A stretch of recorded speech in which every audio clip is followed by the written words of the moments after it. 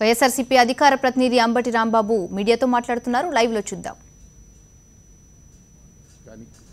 రాష్ట్ర పునర్నిర్మాణ గురించి కానీ హాట్గా జరుగుతున్నప్పుడు సందట్టు సడేమియాలాగా పెంచేసి ప్రజల మీద భారాన్ని వేయటాన్ని వైఎస్ఆర్ కాంగ్రెస్ పార్టీ తీవ్రంగా ఖండిస్తూ ఉన్నది.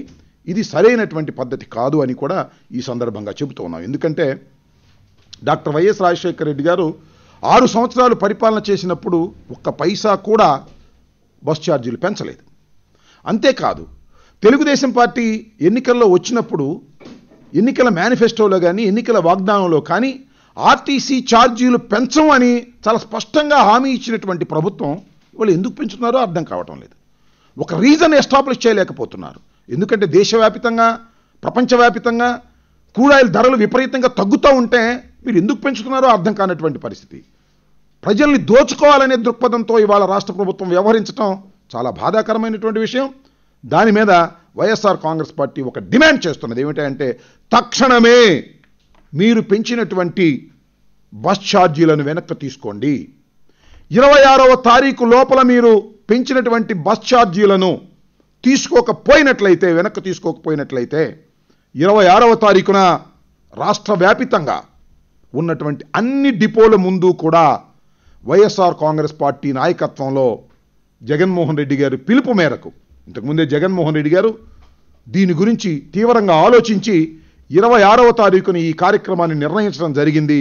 26వ తారీఖున జగన్మోహన్ రెడ్డి గారి పిలుపు మేరకు రాష్ట్ర వ్యాపితంగా ఉన్నటువంటి వైఎస్ఆర్ కాంగ్రెస్ పార్టీ శ్రేణులన్నీ కూడా డిపోల ముందుకు వెళ్ళి ధర్నా నిర్వహించి రాష్ట్ర వ్యాపితంగా ఉన్నటువంటి ఈ డిపోలన్నిటి దగ్గర ధర్నా ద్వారా నిరసన వ్యక్తం చేయాలనేటువంటి కార్యక్రమాన్ని వైఎస్ఆర్ కాంగ్రెస్ పార్టీ జగన్మోహన్ రెడ్డి గారు రూపొందించారు.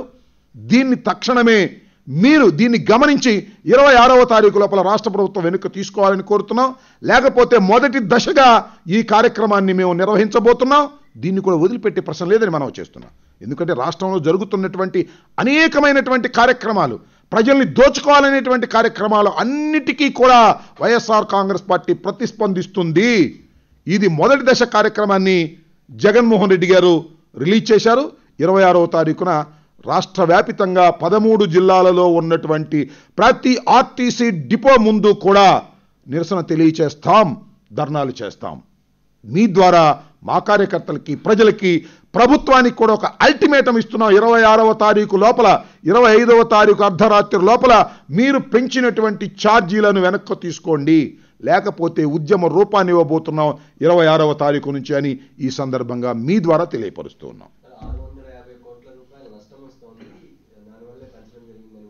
ఎందుకు వస్తుంది అంటున్నా, నష్టం ఎందుకు వస్తుంది? నేను ఇంతకుముందు అనేక సందర్భాల్లో చాలా సందర్భాల్లో రోసీ గారి ప్రభుత్వం లేదా చంద్రబాబు నాయుడు గారి ప్రభుత్వం అంతకుముందు బస్ ఛార్జీలు పెంచారు, కొత్త మీకు కాదు.